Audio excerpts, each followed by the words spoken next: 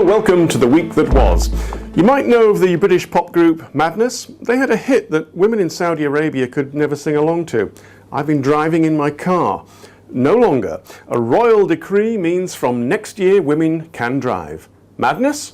No. A rational political decision, a long time coming by the Saudi authorities. And the background? The decree is in line with the Vision 2030 strategy launched by Crown Prince Mohammed bin Salman to modernise Saudi society and bring it more into line with the rest of the world. Several years ago, the Saudis realised they needed to diversify their economy. Part of that is allowing more women into the workforce, and part of that is allowing them behind the wheel of a car. Some religious scholars argued that women were too stupid to be allowed to drive. The politicians argued that employing 800,000 foreigners to chauffeur women around the kingdom wasn't too clever. There are many more battles to be fought over equality in Saudi Arabia, but this was a huge signal that the times, they are a-changing. And as Manal al-Sharif from the Women to Drive campaign tweeted, "The rain begins with a single drop." History-making times. Speaking of which, Iraqi Kurds voted overwhelmingly for independence. But the president of Iraqi Kurdistan put history on hold. Masoud Barzani pushed ahead with the vote in the teeth of opposition from within Iraq and the international community. But he's been careful to say he will move slowly. There will not be a quick declaration of independence. Why not? After all, the people have spoken. But there are other peoples. There are Arabs, there are Turkmen, and there's oil.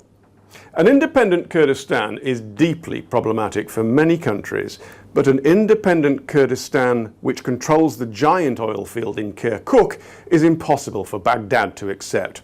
So the Kurds are moving slowly, aware that Baghdad would consider a military solution. And so they're buying time for talks. Why go for the vote at all? Well, because a window of opportunity is closing.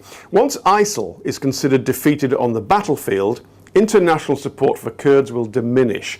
Right now, various powers need the Kurds. Timing is everything. Elsewhere, Beijing told North Korean companies operating in China to shut up shop and leave town by early January. This follows the unanimous vote at the UN Security Council for new sanctions against Pyongyang after its 6th nuclear weapons test.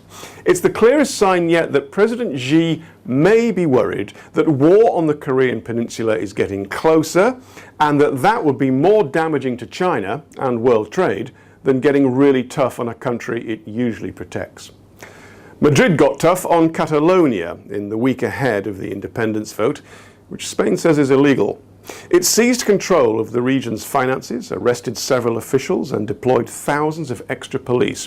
They were instructed to stop public buildings being used as polling stations and to seize ballot papers.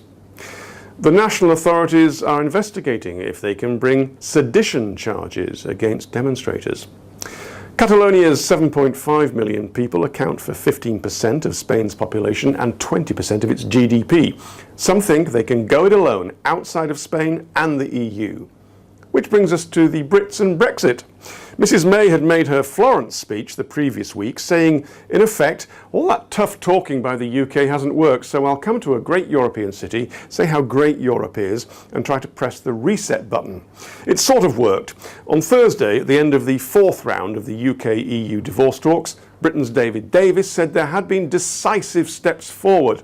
The EU negotiator, Michel Barnier, seemed to agree that the atmosphere had improved, but said there were still big gaps on some issues. The British side is hoping that with the German election out of the way, Chancellor Merkel will now concentrate on Europe. But this week she was still embroiled in domestic German politics. The far-right Alternative für Deutschland won dozens of seats in the Bundestag. Perhaps this will put an end to the complacent attitude that the far-right in Europe has peaked.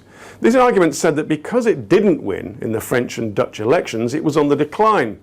But that didn't take into account that in both, the vote share increased. The entry into the German parliament by the far right for the first time in decades suggests we have yet to reach the high water mark. Mrs Merkel's CDU party saw its vote share diminish, so she spent the week working out how to rule in a coalition which doesn't include the AfD. So, that was the week that was, which for the first time since we launched it, didn't mention President Trump. You see what I did there. See you next time.